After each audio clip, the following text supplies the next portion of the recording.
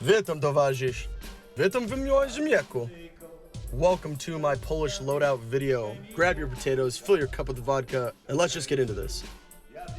So, first off, you may think, why a Polish loadout? Well, my whole family is Polish, both sides. My grandparents are off the boat and came here escaping Europe during World War II. So, needless to say, I'm a proud dirty Polak. Moving forward, I do want to address this loadout is not an authentic impression loadout, but something that I put together that is sort of similar to what a Polish soldier might look like in desert combat. This is just a basic run-through of my gear and setup, primarily for local field play.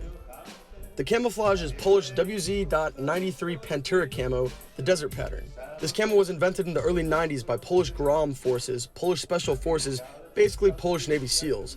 This pattern succeeded the WZ.83 Puma pattern camo, which is another unique but simple camouflage pattern. I really love the Pantera desert pattern, mainly due to the fact of how unique it is. Polish WZ.93 camo looks pretty similar to US M81 camo, but when it's done in desert, it's a thing of its own. I love the different shades of tan with the blotches of OD green mixed about. Certainly nothing I ever see anyone else wearing. The most similar pattern with similar color use I've seen is German Desert Flecktarn, which is another unique camo that I'm a fan of. On my shoulders, I usually rock my IR Polish flag patch, but occasionally I will put on my colored Polish flag patch, which is more typical for non-special forces Polish soldiers. Moving on to the gear itself, on my feet, I always rock my Morale Moab 2 mid-height hiking boots. Incredibly comfortable and durable. I've had this exact pair for almost 5 years now. Absolute solid footwear. Moving forward, I have some Condor 2nd Gen knee pads.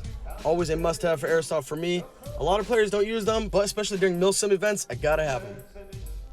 The reason I dubbed this my Polish Recon loadout is because I prefer to rock my chest rig, and this one is Condor's Recon chest rig, a more high-speed low drag kit that I prefer. I'm a big fan of the breathability of a chest rig compared to a plate carrier, but no hate, they both have their place.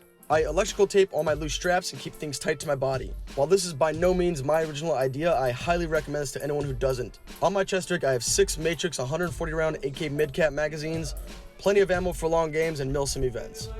I have 2 mini speed loaders that I rarely use and 2 pistol pouches up front. I typically use these for mil-sim events and they come in clutch during long firefights.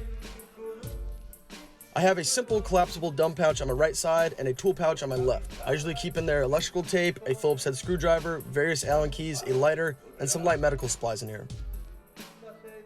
Moving upwards, I usually rock a shemagh or sometimes a mesh headscarf around my neck. I sometimes move this up for more face protection. My eye pro is some low profile Valken tactical sunglasses, a cheap and efficient set of eye pro. Big fan of all things low profile.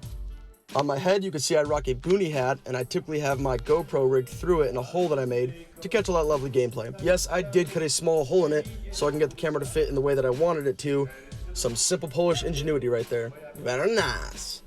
My primary gun is my LCT G04, which I have done many videos on at this point. Head over to my channel's page and check them out, will ya? I keep a 7th magazine in the gun when I hit the field for more daka. I have this beast of a gun hanging around my neck on a Condor 1-point sling. I don't usually run a sidearm, but if I do, I have my G&G M9 in Hunter Green and its extended mag, which can double as a close combat weapon. Both are mounted on my belt, ready for action. On my hands, I have Blackhawk's Special Operations Light Assault Gloves. Again, big fan of all things low profile, and I prefer to have my fingers out to use tools easier and utilize anything with a touchscreen when needed. And well, that's about it, folks. A Polish recce kit at its finest. If you enjoyed this video, please drop it a like and give me some potato-loving comments down below. I will be having what I call my Slavboy 9000 loadout video dropping here soon, so if you want to catch that, make sure to subscribe. I have a bunch of other awesome content in store for this channel you don't want to miss out. But for now, folks, till next time, dupa!